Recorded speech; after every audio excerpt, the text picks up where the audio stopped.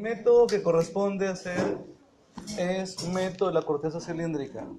A diferencia de los métodos que hemos visto, que es el método del anillo y el método del disco, acá hay una gran diferencia en lo siguiente.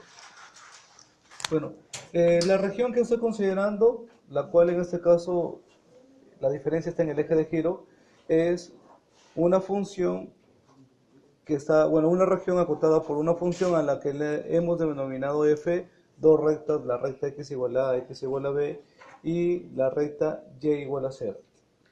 Ahora, si hago girar esto alrededor del eje y, entonces la gráfica que se va a ver más o menos es algo como lo de acá, ¿no?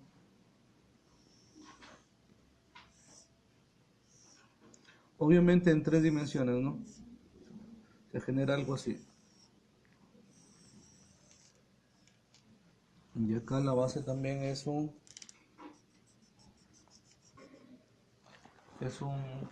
círculo prácticamente.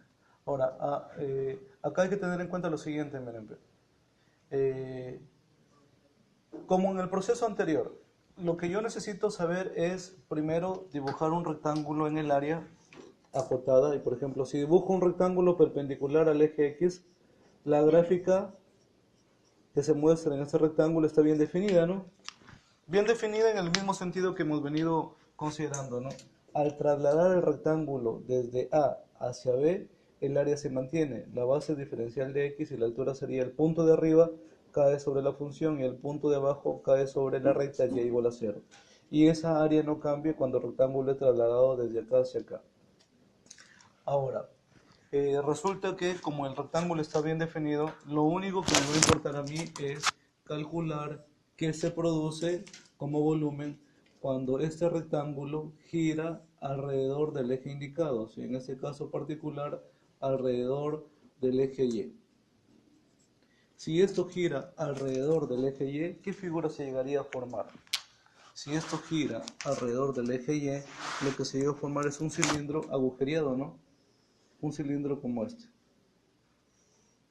donde obviamente hay una base y acá obviamente hay un pequeño grosor que lo da la diferencial de X, que es este elemento que está acá. Si gira, sí, es un disco, es un método del disco. Entonces finalmente lo que se está mostrando ahí en la figura es algo como lo que estoy haciendo con el papel, o sea, es una figura como esta, la que se está mostrando, ¿sí?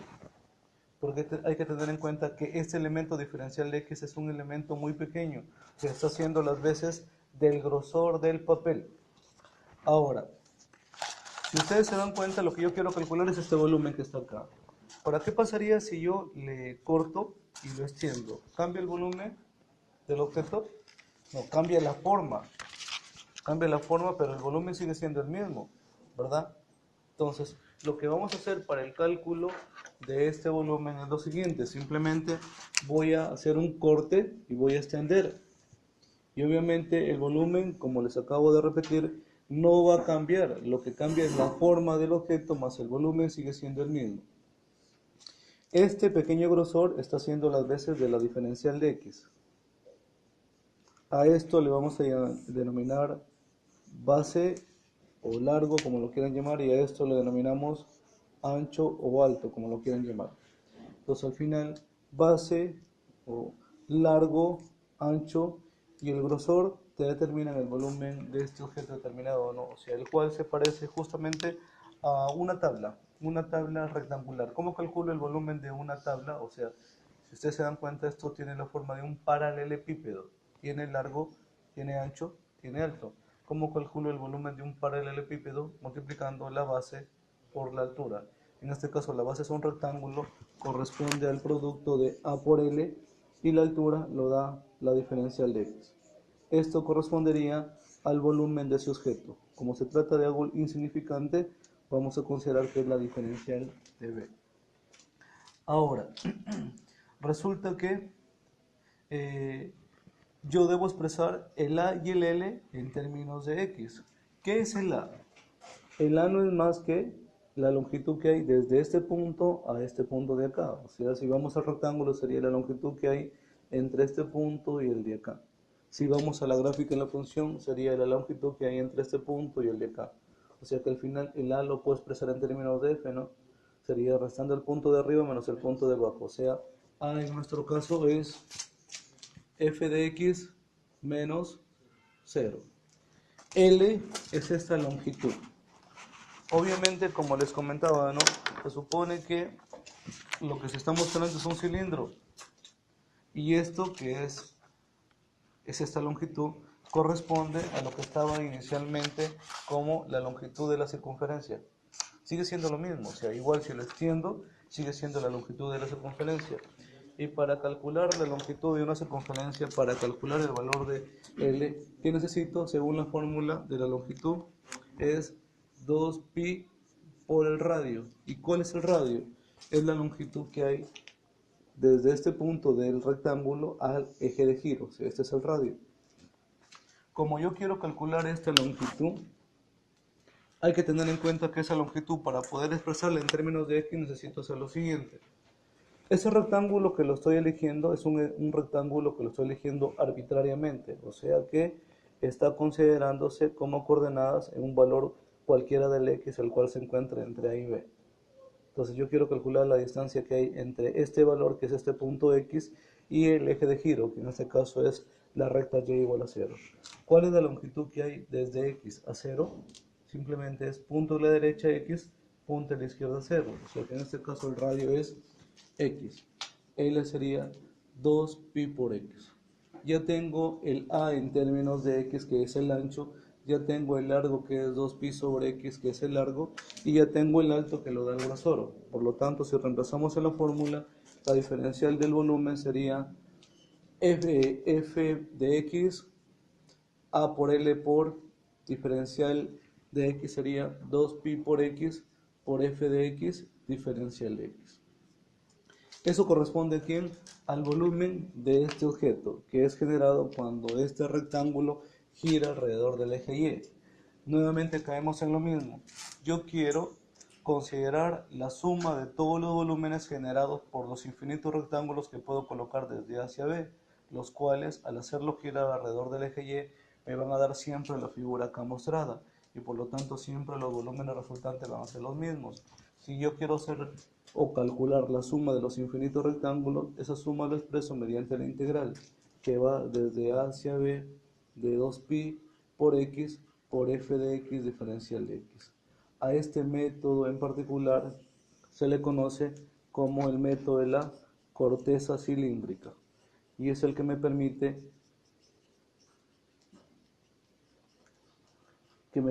calcular volúmenes de sólidos que se llegan a obtener cuando una región dada gira alrededor del eje Y o alrededor de una recta paralela al eje Y. Ahora, yo puedo generalizar el proceso porque si ustedes se dan cuenta, acá solo lo estoy considerando una función, y esta que también es una función, solo que en este caso particular es la función Y igual a 0. ¿Qué pasaría si yo considero ahora de manera general acá arriba una función a la cual designo f, y acá abajo otra función a la cual designo g? Y igual la encierro entre dos rectas, la recta x igual a a y la recta x igual a b. Se lo voy a trabajar de manera general. Asumiendo que el eje de giro no fuera y, sino fuera una recta, por ejemplo, puede ser la recta x igual al a, ya sea puede estar a la izquierda o a la derecha de la gráfica, el proceso sigue siendo el mismo. ¿Qué es lo que hago? Según las consideraciones ya tomadas anteriormente, lo primero que necesito hacer es dibujar un rectángulo que esté bien definido. Ese rectángulo está bien definido, ¿no? Y como lo estoy tomando perpendicular al eje X, la base sería diferencial de X. Está totalmente definido, ¿no? Porque si hacemos recorrer el rectángulo desde el X igual a A hasta el X igual a B, el área siempre es base diferencial de X, y la altura, el punto de arriba cae en la función de rojo siempre y el punto de abajo cae en la función de azul siempre, o sea que el área está bien definida. Si este rectángulo gira alrededor del eje, en este caso X igual a, que es el eje de giro, la figura que se va a llegar a determinar es un cilindro como este, solo que es un cilindro que está en el aire, ¿no? O sea, sería algo así, ¿no?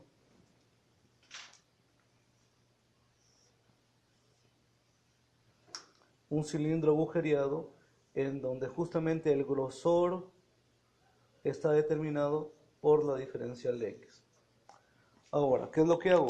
Lo que hago es simplemente cortar el triángulo, el cilindro y extenderlo. Y al extenderlo, la figura que se llega a obtener es una figura como la que está allá. O sea, viene a ser prácticamente como si fuera un pequeño paralelepípedo. O sea, es prácticamente una tabla de madera rectangular. Y ya saben que para calcular el volumen de una tabla de madera de forma rectangular, lo único que hay que calcular es la base, la altura y, bueno, largo, ancho y alto. Ahora, si yo calculo el volumen de este, lo primero que necesito el largo. ¿Cómo puedo calcular el largo?